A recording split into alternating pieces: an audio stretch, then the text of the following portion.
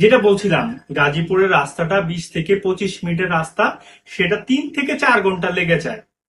কেন ভাই?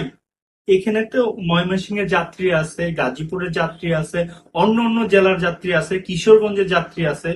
ভাই, এই যে রাস্তাটা পুরাটা যদি একটা ফ্লাইওভার আদলে হইতো, বা ফ্লাইওভার যেখানে যেখানে নেমে দিছে, আপনি সেখান থেকে আবার বাস ঘুরাচ্ছে, বাসগুলো সেখান থেকে টান নিচ্ছে।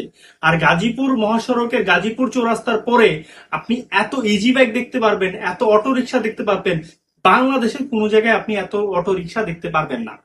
অতএব আমি শুরুতে যেটা বলছিলাম যে গাজীপুরের যে চিত্র, সরকার বদলাবে কিন্তু চিত্র বদলাবে না, একই জায়গায় থেকে যাবে। গাজীপুর জেলা সম্মিলিত ভাবে যে কাজ করে, এখন ওরা কেন করতে যাবে? আপনার রাজনীতিক অবশ্য একটা ছত্র ছায়া থাকে, তারা নির্বাচিত ছিল, তারা কি করছেন দেশে, মানে তার গাজীপুরের জন্য কি করছে? আপনি ধরেন ময়মনসিংহের এমপি মন্ত্রী আমলা আছে সব, কিশোরগঞ্জের ধরেন মন্ত্রী আমলা আছে সব, নেত্রকোনা বলেন ওই যা আছে সব, নেত্রকোনা বলেন ওই রোডের যত যাত্রী বলেন, ওরা কি করছে এই গাজীপুরের রাস্তাটা? লজ্জা লাগে না? লজ্জা কি ওদের নাই? ওরা কি বাড়ি ঘরে আসা যাওয়া করে নাই? তার আত্মীয় স্বজন আসা যাওয়া করে নাই? এটা দীর্ঘদিন অবস্থায় এই অবস্থায় আছে, আর শুধুমাত্র ওই সরকারের দোষ দেই, এই সরকারের দোষ দেই।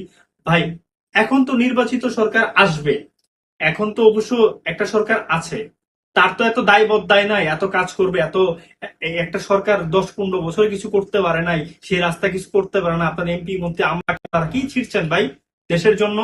আপনাদের তো লজ্জা থাকা উচিত। আর গাজীপুরবাসীর বেশি লজ্জা থাকা উচিত, ময়মনসিংহবাসীর লজ্জা থাকা উচিত, কিশোরগঞ্জবাসীর লজ্জা থাকা উচিত। আপনারা কারে সংসদে নিয়ে আসছে নির্বাচিত করে? আর ওরা কোন হিসাবে নির্বাচিত হইতে চায় আপনার এলাকা থেকে? সে কোন হিসাবে সে রাজনীতি করে? তার তো নিজের লজ্জা বোধই নাই। একটা জায়গায় যদি যেতে 20 মিনিটের রাস্তা যদি আপনার 3-4 ঘন্টা লেগে যায়, হাজার হাজার মানুষ সেখান থেকে ভোগান্তি পোয়ায়, আপনি ভাই সরকারে কি করবেন? তাই বলবো যে আমাদের দেশে যেই সরকার গঠন করুক, প্রথম প্রতিজ্ঞা থাকুক যে গাজীপুর রোডটা ভালো করবো। ভাই, আমি খুব খুশি হব, সত্যি খুব খুশি হব।